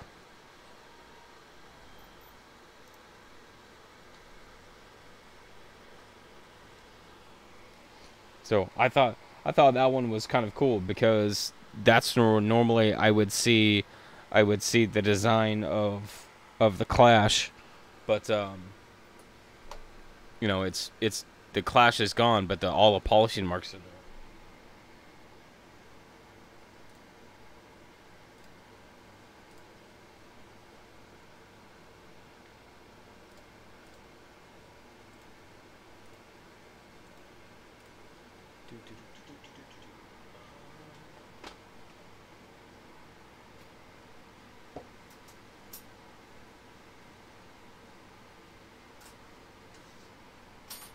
Sorry, I'm setting up another print, but I wanted to actually ask Ken something since hopefully he's still here. Um, I have a coin that um, where is it? Where is it? Where is it? Where is it?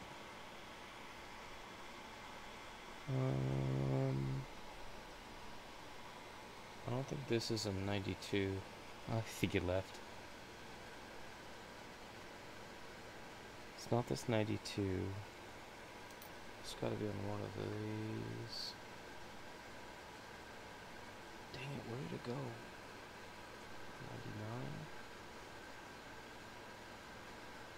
99? Okay, yeah, I think it's this one. Yeah, it's this one. Okay. So here's my screen again. I understand that this is probably going to be pretty hard to look at because, again, I suck. But the one thing I noticed is that, and this is just probably my eyes, but there's like lines going across the design, almost like they're doubled, but it's not like fully machine doubling.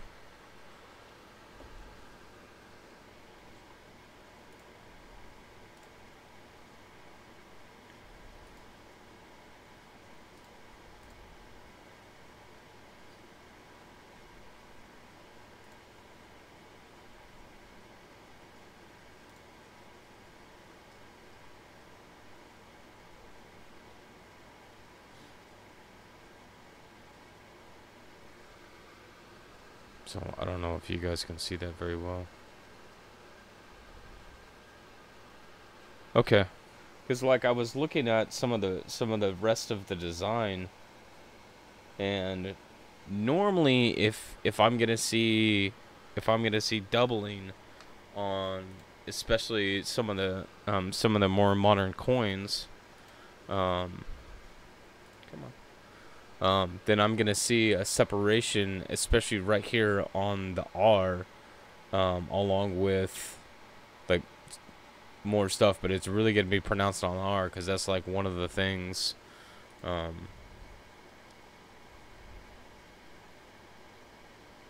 see it more in larger coins. Okay, it was just one of those that like it. I knew that it wasn't going to be a true double die because it didn't have any of the other features that a normal doubling would show up. Like the E, the R, the U, like there's no other of those other features, and I figured it would be something that is more mechanical than, you know, than a double die or anything. But I just wanted to ask.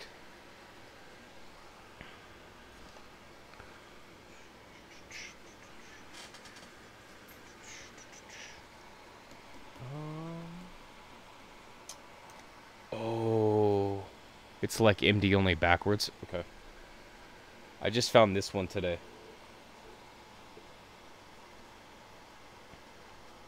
1972. And I saw the L. And I was looking across and I was like, oh man, I got some stuff. But here's where it gets interesting. When I saw this and I saw the U, I'm like, I think this is the One of the 72 double dies. Because I have another 72.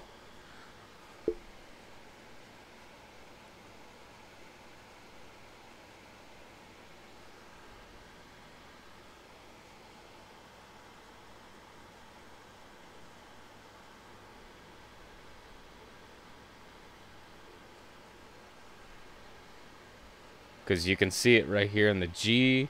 You can see it in the U. Yep, that's a thing. So, with the what side that the doubling is on over here,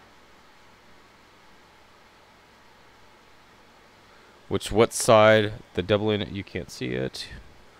With what side the doubling is, it's on the inside versus the other side, because I have another 72 double die that is on this side of it, on the left side of it. But this one, I believe, is number 8, if I'm not wrong. I want to say it's number 8.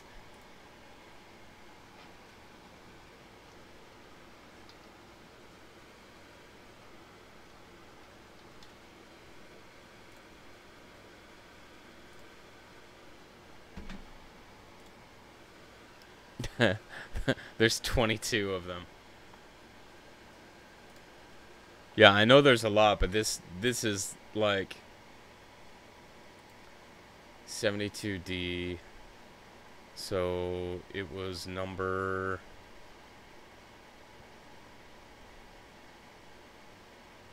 not that one, it was like the next one.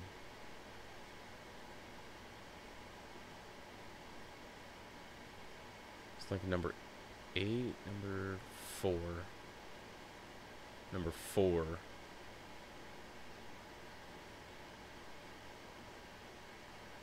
Oh, now I remember. It is number 4. Because on the reverse, it's got the die chip in the last bay.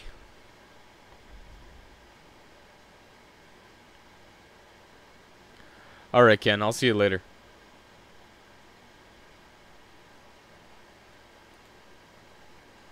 So yeah, so it's 72D number 4, and it's stage C, because the die crack at the bottom of the 11th bay has a die chip.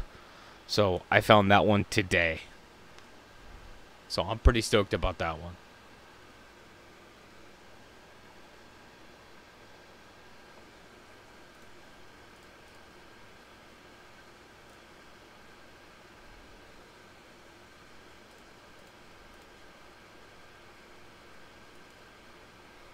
So yeah, I thought that was a great find. So now I found two 72 double dies. I believe the first one was a Philadelphia, and then this one, of course, is a Denver. But yeah, I was super stoked about that one. I was like, yes, I found another double die. And it's not just like some of those weak minor double die reverses. It's that real thing. How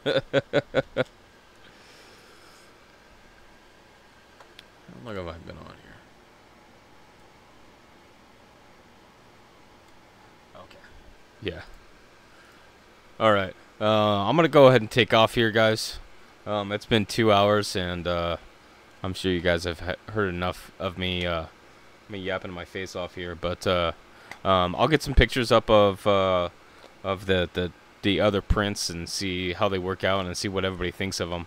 And yeah, smash the like button, and I will see you guys later. Thank you very much for coming in and hanging out with me, helping me work on designs and getting ideas and whatnot.